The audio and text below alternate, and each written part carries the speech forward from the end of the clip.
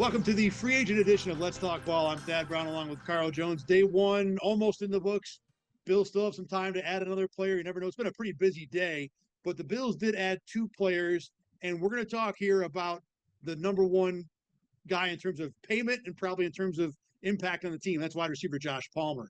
And look, this is a guy who played 4 years with the Chargers, had a great season in 2022. Maybe not great for him. 72 catches, 700 and some yards.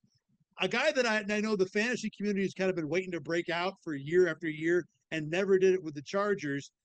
The thing that Bills fans latched onto today, Carl, was his ability to separate. And we're going to talk about the particular stat that's going around. But you and I both took some time to watch him today. Give me your breakdown about the type of guy you see when it comes to what he does in terms of how he runs his routes, how he gets free, and maybe how he doesn't get free. Yeah, he's a very violent guy at the top of his routes. And what I mean by that, for those at home, when you break off a slant, the top of the route where you're about to break in, or when you run an in route when you're about to break in or out or post, whatever that thing, he is very violent when he does it. It's not lackadaisical. You see some receivers who kind of round things out.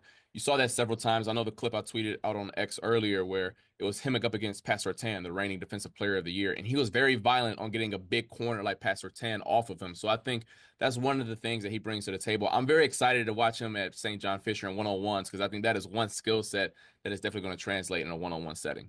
He looked like a guy that would dominate those one-on-ones, those one-on-ones with nobody else around, just you and the DB. He's not the guy I want to do my reps against if I'm a corner for the Bills in training camp. But I saw the same as you. This is a guy that certainly can win, and when he does win, he can do it impressively. Very good with the intermediate routes. It seemed like the 12 and 15-yard ins and outs, that's his wheelhouse. That's his comfort zone, being able to create space there. I also like what he did with some deep routes. He does a nice job of seeing what the leverage is with the safety and going away from it, using it to his advantage. He's not super fast, a 4.5 40, but I think he's smart enough to get open, down the field. So I think he's a pretty solid player.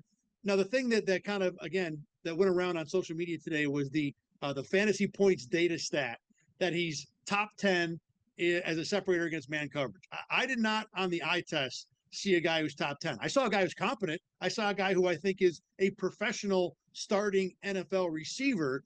But, Carl, when it comes to separation data, and to make this point, I kind of underline this point, this one site has him top 10. Well, Next Gen Stats says in terms of average separation, he wasn't even in the top 100. So when it comes to separation data, how should we read these very conflicting points of view? You said, just look at it however you want to look at it. If you want to think he's a great player, look at one side. If you don't think he's that great, look at the other. But in all actuality, every site grades it differently. And I don't know how fantasy data grades it, but I know Next Gen, for example, I think it's maybe at the top of the route, or I forget exactly how they grade it, but no two sites do it the same way. So that's why there's some discrepancies in the different sites. But I do want to add some context to separation data, because I remember last year where some people were saying like, oh my gosh, Khalil Shakir is high, or Keon Coleman at some points in the year was at least average amongst the NFL. And I do want to say, hey, some guys see press coverage more often. By nature, their separation data is going to be a little bit lower. Some guys face a bunch of off coverage. Some guys are the third down guy on third coverage, so they're getting coverage rolled to them. Some players face a third corner. I know out in Los Angeles, Ladd McConkey was obviously their best weapon, and Quentin Johnston, who isn't great, he was by far their second receiver in targets. So I do want to caution and push back and say, hey, I don't think Josh Palmer is third down, 3rd and 6. We go to him every single time like they did with Stephon Diggs. But like you said, I think he's professional. I think that he is probably their best guy in terms of separation and winning at the top of their routes, which they sorely needed in that wide receiver room. I always am impressed and like to follow the analytic levels when it comes to breaking down a receiver. And we talked about this, I think, a little bit more when it comes to a defensive back. You can throw numbers out left and right. There isn't one real number that kind of identifies what a receiver is. So I think you got to kind of look at all the data points. And the concerns with me with Palmer, when you start looking at some of the more accumulatory or traditional stats, this is a guy that's had 1 year where he's had 40 catches as a receiver. This is a guy that is not, dangerous after the catch. This is a guy that the Chargers, who don't have, as you pointed out, a ridiculous stable of receivers, let walk. Now, maybe the money was too high for them. I don't know their cap situation, but this is not a guy that the Chargers were dying to keep, a guy that had 4 years with a really good quarterback and had only been really productive in one of those years. It doesn't mean he's not going to be good in Buffalo, but the data points we have suggest to us that this is a guy that is a free agent for a reason and should not be expected to come to Buffalo and just dominate, especially year one. I don't care what the scheme is, what the quarterback is. It's a running bit that I've had that, like, every free agency, really good or even good receivers, they don't hit the open market. Like, teams are so scared. They're fearful of allowing probably their first and second, and even third best receivers hit the open market because they know teams are willing to throw anything at them. You see the New England Patriots today throwing a boatload of money at players who probably shouldn't be paid top 10 in their position. And the same thing will happen with really good receivers. I know that when I was with you a while ago, you'd be like, oh my gosh, my bad. I just got breaking news. Homeboy Andre Cisco signing with the Jets. So shout out to Syracuse. Hey, good for 1 year. Cisco, man. Yeah. That was some people were talking about that too. Good for him, man. Yeah, shout out to Syracuse for that. But I say all that to say, going in, my expectations weren't high for the Bills to get some elite ball winner at every single. He can be great at the intermediate, short, and deep. They just needed a professional to kind of round out their wide receiver room. And that's why there's two ways to look at this. There's who is the player and how good is he? How good do we think he's going to be? But then there's secondly, how does he fit with the Bills? And when you look at what this team needed, this was a team last year that did not get elite play from anyone on the team at receiver other than maybe Khalil Shakir, a team that went out and traded for Amari Cooper, and he was mostly irrelevant. Did it bother them on offense? No, they scored 30 points just about every game. They basically scored 30 in the AFC Championship game. They lost in Kansas City. So they didn't need to go out and find a Devontae Adams and DK Metcalf. Would those guys have been better? Sure. But for what Josh Palmer does, to be able to just fill in, be an X receiver, be competent, be professional, I think those things are very reasonable to accept or to expect from this year. They did their job. Maybe did they pay a little too much? Sure. But the money was always a little bit dicey. It's always funny, in terms of what's real, what's not. And Carl, you kind of laid out, I think, really, really succinctly why the Josh Palmer move, no matter how good a player we might think he is, works really well or could for the Bills. Yeah, I put it out on X earlier. Think of wide receiver rooms like a basketball lineup where you kind of should strive for varying body types at every single position. The Bills have the big. That's Keon Coleman, the ball winner at any area of the field. And you can even kind of put Dawson Knox in that category for a different reason, not necessarily on the outside.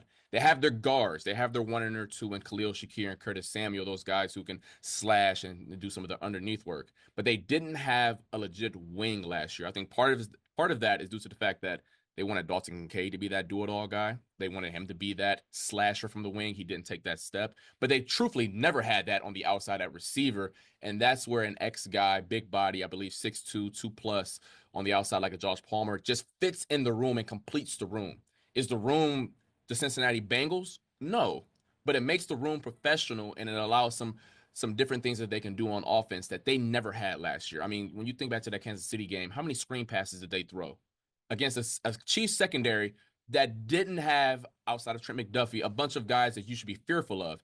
That says a lot about what the Bills felt about their own receivers in the house last year. I think I want to circle over and over and over the versatile part, the versatile wing who can do it all part, because Palmer can be that. He's not super fast, but has proven his ability to win down the field. He can, again, like I said, I think win down the field with his brain. He's good in the intermediate. He does catch some screens. Like I said, there's not a whole lot of after the catch juice there, but he's improved in that area too. So there's a variety of routes he can run, ways he can impact the team. And I think that's where this move, again, makes a lot of sense for the Bills. I think here's a question for you.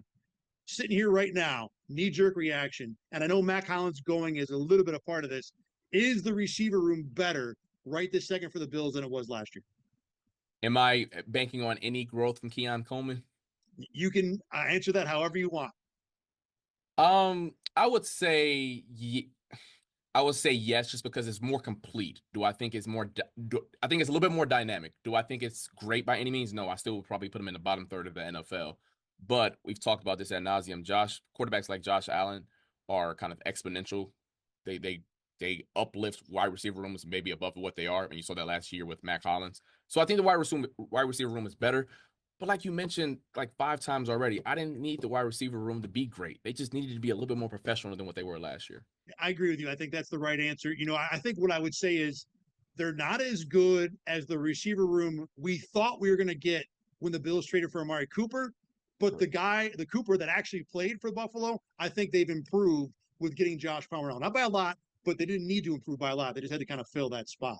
All right, the other signing today for the Bills, Michael Hoecht, a defensive something.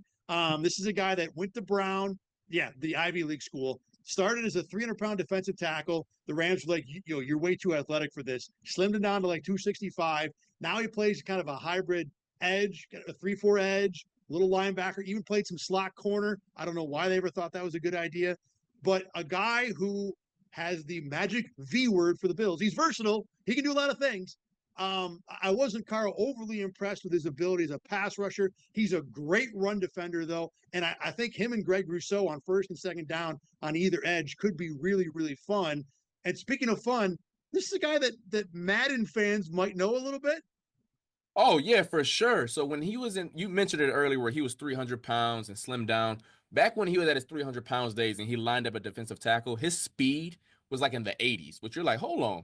I can do something funky with him. I can line him up at D tackle, have him off, drop deep and all that good type of stuff. That's my first exposure to Michael Hoecht 2-3 years ago. It was him and Aaron Donald. And I'm like, bet we're going to have Aaron Donald go here. Michael Hoecht bounce back. Man, I was out there having so much fun with the Rams defense. But I think that kind of speaks to his athleticism. I don't know his ceiling as a player. I think so far we haven't seen really anything too extreme off the edge that you're fearful of or that you have the game plan around. And the way that the Bills have this 4-down front, I don't know how much versatility he's actually going to be able to show here in Buffalo. But he is a freak athlete, no exaggeration. I think his RAS score, which basically kind of profiles how athletic you are, was in like the 9.5 range. Freak. 9.65 out of 10 is what it was. Yeah, that's freak for someone who at the combine was 300 plus. So I say all that to say, I don't know how good he's going to be, but I do know that he is a versatile piece that has lined up all over the defensive front, backer. Sometimes he wants to be Taron Johnson. It wasn't that effective. Don't worry about it. Don't think that they're going to try to put him out there. Regardless, he's a really fun chess piece that I don't know how the Bills are going to utilize, but it's unique they brought him. And I think that the upside is that you don't know what you could get out of him. Literally, you don't know even what position he's going to play.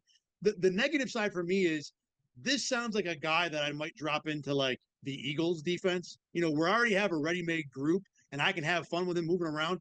When you're going to spend $8 million on a guy like this, you need him to serve a role for you. You can't just say we're going to joker him up and let him play whatever he wants. He needs to be, the edge on the force defender on a first or second down, or he needs to be, the extra rusher, the third or fourth rusher that you can count on to get some production. And as a pass rusher, really, he had one move. It was a bull rush. And it's not a surprise. This guy came to the NFL as a defensive tackle. He's not going to have a well-rounded edge rushing game. So maybe there's a lot of upside there. But how the Bills use him is going to be – you want to talk about a guy you want to see at Fisher? I want to see what the heck they're going to do with Michael Hoecht in training camp this year. One last thing on Hoecht, and actually it's funny because I don't know where they're going to put him for one-on-ones. You going to cover tight ends or you going to go do one-on-ones? I have no idea. I do want to say, though, in terms of like what the Rams thought of him, he played 900 snaps in 2023. And then, as we all know, the Rams brought in a bunch of youngins. They brought in Jared Verse and a couple other edge guys, and his snaps dropped all the way to 600. So clearly they didn't think that he was an every down player. Now, 600 isn't nothing to sneeze at, but his snaps still took a big hit. So I do want to caution and say I don't know if the Bills view him as an every down player, even though the money kind of says like they think they're going to use him at least 2 out of the 3 downs every series. Yeah, I think that's right. And I think who he is and how much they paid him leave a lot of doors open to what he potentially could be with the Bills. All right, as always, you can check out Let's Talk Ball at rochesterfirst.com or WIVB.com. We're also wherever you get your podcasts, Spotify, whatever, and on YouTube. Carl and I will be back as the Bills continue to make moves and we get towards the draft. I'm sure we'll talk about all these youngins that are about to be in the league. A whole lot of fun to do every single season. For Carl Jones, I'm Thad Brown. Thanks for watching and listening to Let's Talk Ball. We'll see you next time.